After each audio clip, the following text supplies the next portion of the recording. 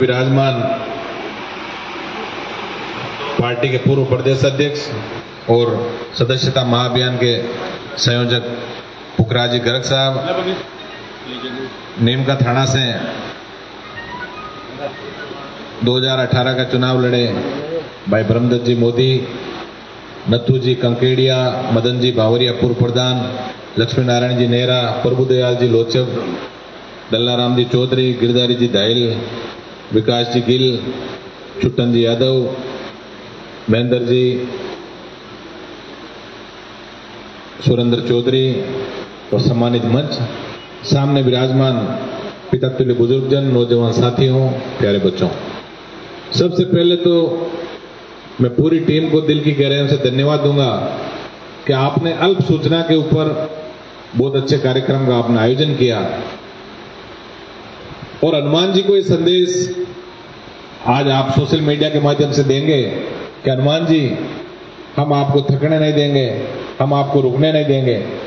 हमारे मान सम्मान के लिए एक किसान का बेटा रात और दिन जाग के और व्यवस्था परिवर्तन की बात करता है। हनुमान जी ने एक ही चीज ठानी कि मैं अकेला ही चला था, मैं अकेला ही चला था,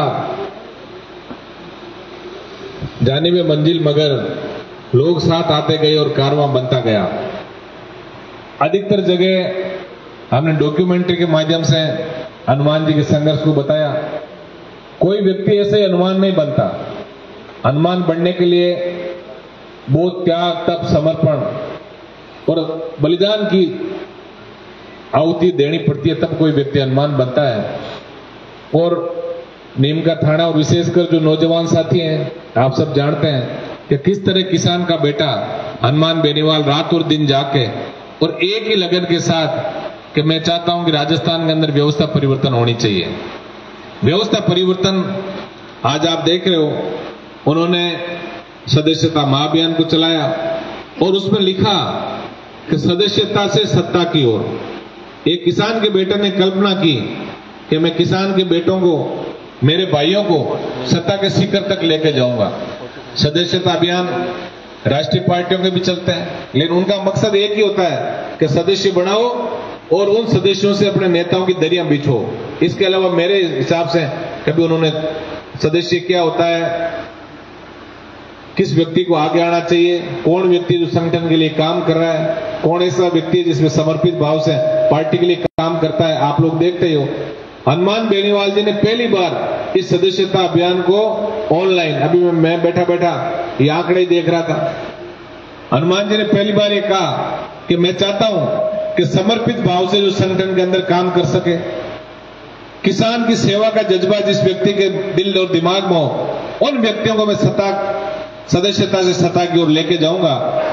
31 जुलाई से 31 अगस्त तक एक महीना हमारी सदस्यता महाअभियान चलेगा और उसके बाद 31 अगस्त के बाद हम एक नई कार्यकारिणी की घोषणा हनुमान जी करेंगे जयपुर के अंदर, जिसके अंदर ये रहेगा कि किस व्यक्ति ने राजस्थान में सदस्यता महाअभियान में बढ़ चढ़ के काम किया, कौन वो व्यक्ति है जो समर्पित भाव से संगठन के लिए काम कर रहा है। तो निश्चित रूप से जो अच्छा काम करेगा उसको रिवार्ड भी मिलना चाहिए। आजकल तो आप देख रहे हो, जब कहीं शॉपिंग मॉल में भी अपन जाते हैं, अपना मोबाइल नंबर जब वो एंटर करता है तब मैसेज आता है कि आपके इतने पॉइंट ड्यू है, इतने रिवार्ड्स आपको मिलने चाहिए। तो निश्चित रूप से ये जो सदस्यता महाअभियान हनुमान जी ने चलाया ऑनलाइन, इसके अंदर हमें पूरे राजस्थान से ये एक सामूहिक डाटा हमें उपलब्ध होंगे कि कौन सी विधानसभा में कौन व्यक्ति किस हिसाब की मेहनत कर रहा है, कौन व्यक्ति हमारे लिए नए सदस्य जो हनुमान बेनीवाल जी से जोड़ रहा है, और उनको कहीं न कहीं रिवार्ड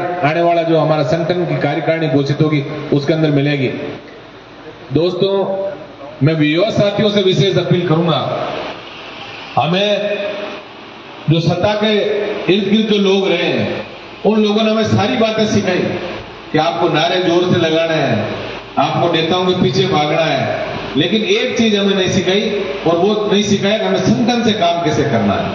अनुशासन जो है, आप लोगों ने देखा वो बुजुर्ग जो बैठे, आज मुझे बच्चा बड़ा अच्छा नीमका थाना में ये बात लगी कि आपने बुजुर्गों को से सम्मान आपने मंच के ऊपर बिठाया और युवा पीढ़ी जो क्रांति की अग्रदूत रही है, चाहे देश की क्रांति की बात यदि हम करें और वैश्विक परिदृश्य यदि विश्व पटल पे देखें तो निश्चित रूप से युवाओं की बहुत बड़ी जिम्मेदारी कोई किसी भी क्रांति के लिए रही है और युवा ही क्रांति का सूत्रपात युवाओं से हुआ है। तो मुझे बड़ा अच्छा लगा कि आपने आशीर्वाद लेने के लिए बुजुर्गों को मंच पे बिठा के और आप लोग हनुमान के सिपाही जो है वो सही दिशा के अंदर आप आगे बढ़ रहे हो। हमने जिस दिन संगठन चलाना और अनुशासन और संगठन की क्या क्या मर्यादाएं होती है ये हमने जिस दिन सीख लिया उस दिन हमें सत्ता के शिखर पे पहुंचने से कोई नहीं रोक सकता। आपने महाभारत काल का एक छोटा सा मैं प्रसंग सुनाऊंगा जिसके अंदर अर्जुन जो है वो जब अभिमन्यु सुभद्रा जी के पेट के अंदर थे तब अर्जुन ने चक्रव्यूह में कैसे व्यक्ति प्रवेश करता है और उन योद्धाओं से लड़के और चक्रव्यूह से कैसे जीत के बाहर आता है वो प्रसंग उनको सुना रहे थे। लेकिन अब रात हो गई थी सुनाते सुनाते और सुभद्रा जी को नींद आ गई। तब तक अर्जुन ने ये तो बता दिया कि चक्रव्यूह में घुसा कैसे जाता है और तब सुभद्रा जी को नींद आ गई। अब उसके आगे जब वो अभिमन्यु पेट में थे वो बात सुभद्रा जी सुन नहीं पाई अर्जुन से कि बाहर कैसे निकला जाता है लड़के और उसका खामियाजा अभिमन्यु को अपनी जान देके गंवाना पड़ा। यदि वो सुभद्रा जी जागते और अर्जुन से पूरी बात यदि वो सुन लेते तो निश्चित रूप से अभी चक्रव्यूह में प्रवेश भी करते उन कौरवों से लड़के और चक्रव्यूह को भेद के बाहर भी सकुशल आते। अभी मैं कई बार देखता हूँ हम लोग संगठन की बात करते हैं मीटिंग है इतने बच्चों को टेलीफोन आ जाता है फिर वो कान के लगा उधर चला जाता है। कोई भी वक्ता जो आपको संबोधित करने के लिए आया है हो सकता है वो आपको कोई बहुत बड़ी काम की बात भी बता दे।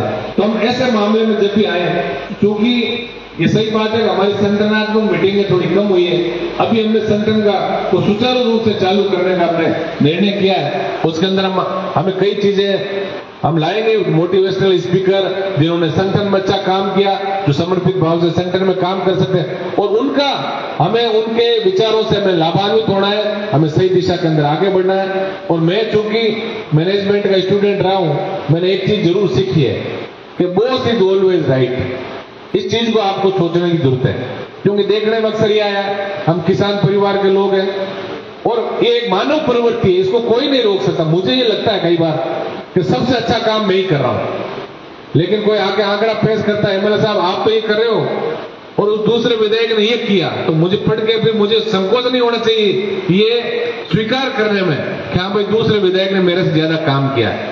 इसी से संगठन चलता है ये अनुशासन की बात है।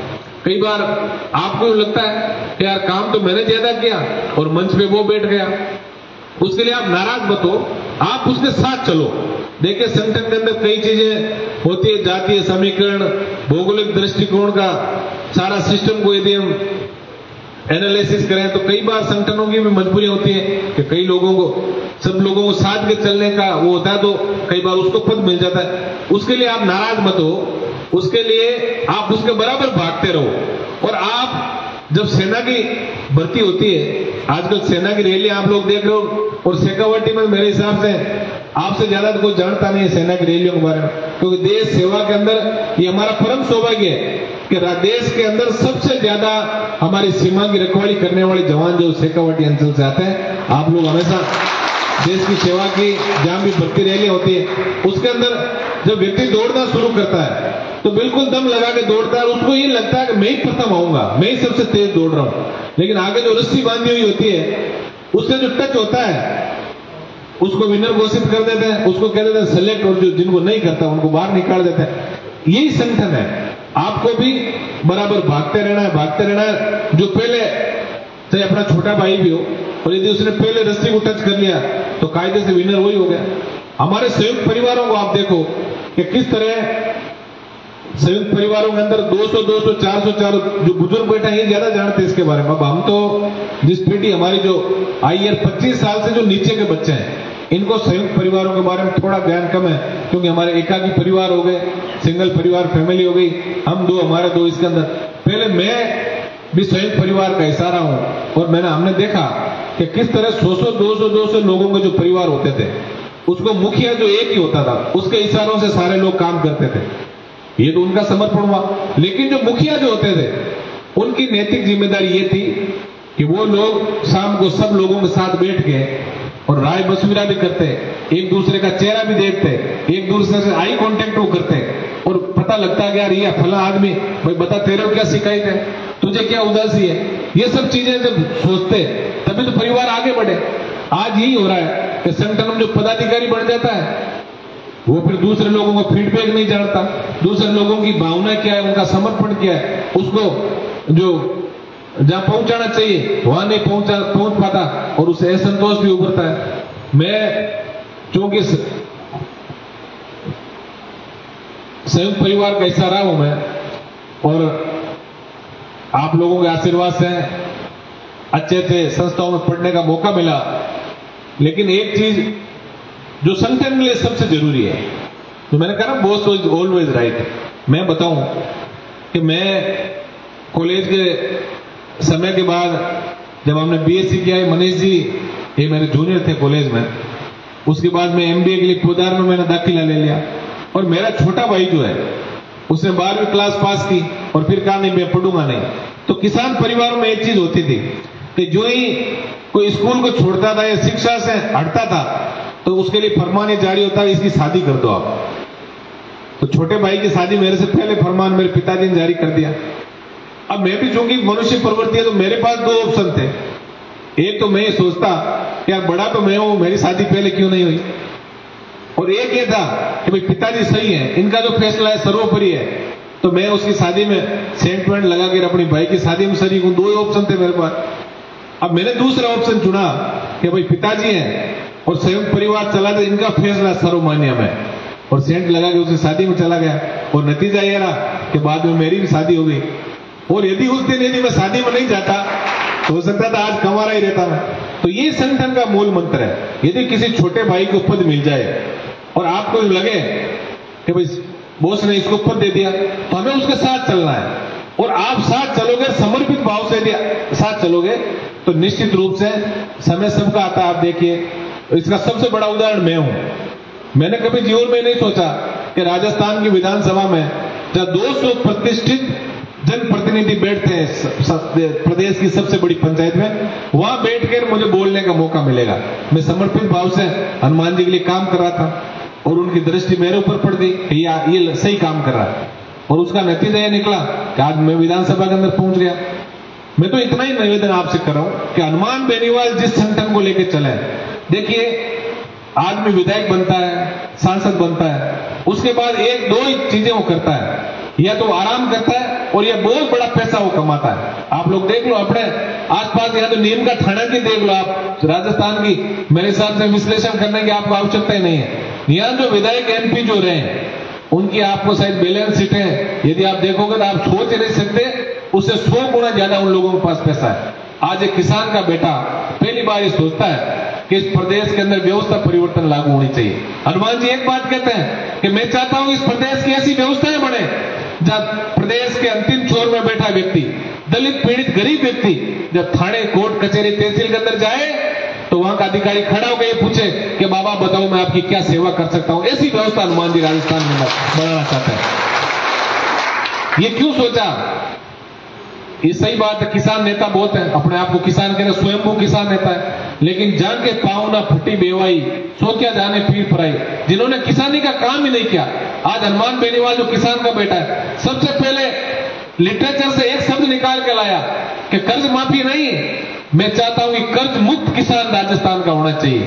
मैं चाहता हूं कि स्वामीनाथन आयोग की रिपोर्टें लागू हो, एमएसपी की खरीद की गारंटी हो, किसान को कृषि के लिए मुफ्त में बिजली मिले और सारी सुविधाएं सुख सुविधाएं किसान को मिले, तो मेरे हिसाब से कर्ज लेने की उसको आवश्यकता ही नहीं है। ऐसी व्यवस्था हम राजस्थान के अंदर बनाना चाहते हैं, टोल मुक्त राजस्थान। आज तक किसी ने नहीं सोचा। हनुमान जी कहते हैं कि जब हम गाड़ी लेते हैं, रोड टैक्स चुकाते हैं, तो फिर टोल टैक्स किस बात का? सशक्त लोकपाल। ये कहते हैं लोकपाल को इतनी शक्तियां हो कि यदि सीएम भी भ्रष्टाचार करें, आज आप देख रहे हो ना, जो व्यक्ति काम नहीं करते, 4.5 साल तक भारतीय जनता पार्टी सो रही थी, अब पता नहीं कहां से एक प्रोपोगंडा लेके आई लाल डायरी। आप गांव के व्यक्ति हो, सब जानते हो, जब हम छोटे थे, अब तो नया लिटरेचर आ गया, अब तो बच्चों को दूसरे लिटरेचर से डराने लगे लोग, गब्बर आ जाएगा। पहले जब हम छोटे थे तब गब्बर उबर नहीं थे, उस टाइम में माता पिता कहते थे जो बच्चा रोता था कि सो जा वरना हाउ आ जाएगा। किसी ने देखा क्या हाउ? कोई अस्तित्व नहीं उस हाउ का, और उस बिना अस्तित्व के शब्द से बच्चों का शोषण माता पिता ने लंबे समय तक किया। यही लाल डाले गए हैं, आओ के अलावा कुछ नहीं है। मैं तो निवेदन आप सबसे करूंगा और विशेषकर युवा साथियों से कि आप आत्मविश्लेषण करना सीखो। अपना जनप्रतिनिधि, चाहे वो सरपंच हो, प्रधान हो, एमएलए हो, एमपी हो, सबसे बड़े जो जनता जनार्दन है। लेकिन हमने जब ताज उनके सर पे रख दिया तो हमने ये सोचा कि बस हमारे तो कारण ये तो करता धरता यही लोग हैं, हमने उनको बोझ सर पर चढ़ा लिया और उसी का नतीजा ये निकला कि चुनाव के बाद काउंटिंग में हमने अधिकतर लोगों को देखा, काउंटिंग के बाद टाटा बाय बाय करके चला जाता दिल्ली जयपुर और वापिस चुनाव के समय आता है। ये व्यवस्था हमें बदलनी होगी और इस व्यवस्था को बदलने की सबसे बड़ी जिम्मेदारी जो है वो युवा साथियों की है। आप लोग विश्लेषण करना सीखो, लचेदार भाषणों से आकर्षित होने से हमें कोई फायदा नहीं। हमें एक एक चीज का विश्लेषण करना सीखो और सारी जैसे मुनीम लेखा जोखा लिखता ना, नेता उस मुनीम से ज्यादा नहीं होना चाहिए। नेता की हैसियत उस मुनीम की तरह हो कि लेखा जोखा जरूर आपके उसका करे और आप उसके भाग्य विधाता हो। ये लोकतंत्र के अंदर लिखा है। लेकिन अब कई बार ऐसा होता है, बुजुर्ग जरूर कहते थे कि दान यदि कुपात्र को, कोई भी दान यदि हम कुपात्र को देते हैं तो उसका पाप हमें लगता है। और मत का दान हम अच्छे व्यक्ति को कई बार नहीं कर पाते, कई बार जातीय समीकरणों में फंस जाते हैं, अगड़े पिछड़ों में फंस जाते हैं, हिंदू मुस्लिम में फंस जाते हैं, भाई गनायत में फंस जाते हैं और उसका नतीजा यह निकलता है कि कुपात्र व्यक्ति को हम दान कर देते मत का और उसका खामियाजा हमें 5 साल तक भुगतना पड़ता है। इसलिए मैं इतना निवेदन आप सबसे करूंगा, लोकतंत्र के अंदर मतदान का बहुत बड़ा महत्व है। जिस तरह लोग धर्मशास्त्र में कन्यादान का महत्व बताया है कि कन्या का हाथ यदि माँ बाप किसी गलत व्यक्ति के हाथ में दे देते हैं तो उस कन्या को तो जिंदगी भर रोना ही पड़ता है, उसके माँ बाप को भी आंसू बहाने पड़ते हैं। उसी तरह लोकतंत्र में यदि हमने मत का दान गलत व्यक्ति को किया तो 5 साल का मतलब 60 महीने तक हमें भुगतना भी पड़ता है और हम बार बार कहते हैं कि हमने गलत व्यक्ति को चुन लिया। इसलिए प्यारे दोस्तों, इस चीज का आप ध्यान रखो, अच्छा व्यक्ति चुनना सीखो। जाति पाति से बाहर आके हम 36 कौम के लोग एक आजम पे बैठ के और ऐसे व्यक्ति को हम हमारा जनप्रतिनिधि बनाए जो रात को 12 बजे भी एक मिस कॉल के ऊपर आपकी सेवा के लिए तैयार रहे। आज हनुमान बेनीवाल जी की बात करते हैं।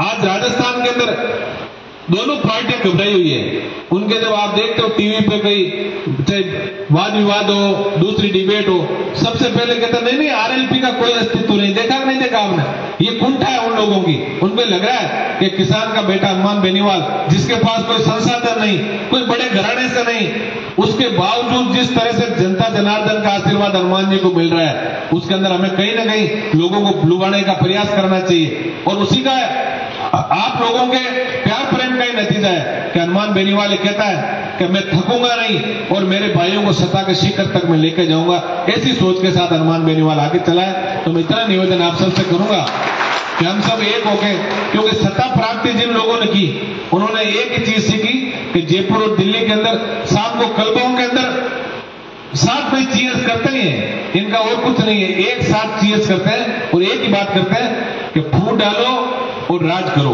किसी को हिंदू मुस्लिम में लड़ा दो, किसी को अगड़े पिछड़ों में लड़ा दो, किसी को कोई दूसरे एक दूसरे के मार्फत लड़ा के और हमें सत्ता 5 साल के बाद प्राप्त हो जाए। इसलिए मैं इतना निवेदन कर रहा हूं हनुमान बेनीवाल की तरफ आज 36 कौम के लोग जो है वो बहुत आशा भरी दृष्टि से देख रहे हैं। इसके कई उदाहरण मैं बताना चाहूंगा आपको। मैं अभी बीच में दिल्ली जाने का मुझे मौका मिला और हनुमान जी के पास एक व्यक्ति का फोन आता है, एक बच्चे का, कि हनुमान जी मैं जागीर समाज का व्यक्ति हूं और मैंने कभी आपको वोट नहीं दिया, मैं आपके संसदीय क्षेत्र का व्यक्ति नहीं हूं, लेकिन आज मेरे ऊपर इतनी बड़ी विपदा पड़ी है और मेरा मन ये कह रहा है कि देश के अंदर इस परिस्थिति में यदि कोई बंदा मदद कर सकता है तो वो सिर्फ और सिर्फ हनुमान बेनीवाल है। मेरे पिताजी रेल के इस बोगी में, इस बर्थ पे ये नाम है, सफर कर रहे हैं, उनको हार्ट अटैक आ गया और वो गाड़ी जो गुजरात के अंदर चल रही थी ट्रेन, हनुमान जी ने तुरंत ही रेल मंत्री को भी ट्वीट किए, वहां के डीआरएम को भी ट्वीट किए और थोड़ी देर बाद उनका वापस रिप्लाई आता है कि एमपी साहब आपने जिस व्यक्ति की डिटेल हमें बताई थी उस व्यक्ति को अगले स्टेशन में उतार लिया है और अब मेडिकल चेकअप के बाद इनकी स्थिति स्टेबल है। मैं कह रहा हूं इससे बड़ी अपेक्षाएं कोई राजस्थान में किसी नेता से कर सकता है क्या? आज रात को 12 बजे भी यदि किसी को जरूरत पड़ती है, पीड़ित व्यक्ति को सबसे पहले हनुमान बेनीवाल याद आते हैं और हनुमान बेनीवाल का ट्वीट भी सबसे पहले आता है और उनका ट्वीट इतना ही आता है, चाहे वो संबंधित कलेक्टर हो, चाहे एसपी हो, चाहे डीआईजी हो, चाहे चीफ सेक्रेटरी हो, कि अगर पीड़ित व्यक्ति को न्याय नहीं मिला तो मैं दल बल के साथ आऊंगा और थोड़ी देर बाद ही पता लगता है कि उसको न्याय मिल गया। ये आपकी ताकत है। कोई व्यक्ति बड़ा नहीं होता लोकतंत्र के अंदर। लोकतंत्र में वो व्यक्ति बड़ा होता है जिसके पीछे सिर ज्यादा होता है। इस चीज का आपको ध्यान में रखना है। मैं इतना ही निवेदन आप सबसे करूंगा और विशेषकर युवा साथियों से, मिस कॉल से सदस्य बनाने का हमारा कार्यक्रम अनवरत जारी है, लेकिन कई चीजें देखने को मिली इस सदस्यता महाअभियान में कि कई जगह नेटवर्क नहीं रहता, कई जगह जो छोटे फोन है गांव के अंदर हमारे बुजुर्गों के पास, उसमें उनका इनबॉक्स भर जाता है तो उनके मैसेज नहीं आते समय पे। कई हमारी बहन बेटियां जो है उनको यदि हम फोन कर मिस कॉल और ओटीपी की बात करते हैं वो थोड़े हिचकिचाते भी हैं। तो हम ऑनलाइन सदस्यता के साथ साथ अब ऑफलाइन का ऑप्शन भी हम लोग लेके आए हैं। ये डायरिया अभी जैसे हमारे प्रदेश के संयोजक, उसके बाद संभाग के संयोजक, संभाग के संयोजकों के बाद जिले के संयोजक, जिले के संयोजक जो है वो विधानसभा के संयोजक बनाएंगे और विधानसभा के जो संयोजक है वो मंडल के संयोजक और उसके बाद ग्राम पंचायत के संयोजक और हमारी सबसे मजबूत कड़ी बूथ लेवल के संयोजक और सह संयोजक। उसके उन सब लोगों को हम डायरिया भी उपलब्ध करा रहे हैं जल्दी आजकल में। वो व्यक्ति घर घर जाके और सबसे पहले आग्रह करेगा, किसी भी व्यक्ति के यदि हम घर जाएंगे उनसे आग्रह करेंगे कि हम हनुमान बेनीवाल जी के नाम, मोबाइल नंबर, जिला, विधानसभा और सदस्यता क्रमांक। सदस्यता क्रमांक वो संख्या है कि जैसे किसी घर जाओगे और 77328 77328 77328 77328 वो मिस कॉल देंगे तो आपको 6 डिजिट का एक जिसको ओटीपी कहेंगे मैसेज के रूप में आपके पास आएगा। वो सदस्यता क्रमांक आपको यहां लिखना है और अपनी जिन जिन लोगों ने आईडियां बनाई है वो लोग इस सदस्यता क्रमांक को अपनी आईडी में लिख के और सबमिट करेगा तो ये लेखा जोखा इस बात का होगा कि आप लोग कितनी मेहनत संगठन के लिए कर रहे हो। जो ही मिस कॉल गया मेंबर तो बन गया, लेकिन उसको मेंबर बनाया किसने, किसने प्रेरित किया उसको, इसका लेखा जोखा हमारी आईटी टीम कर रही है।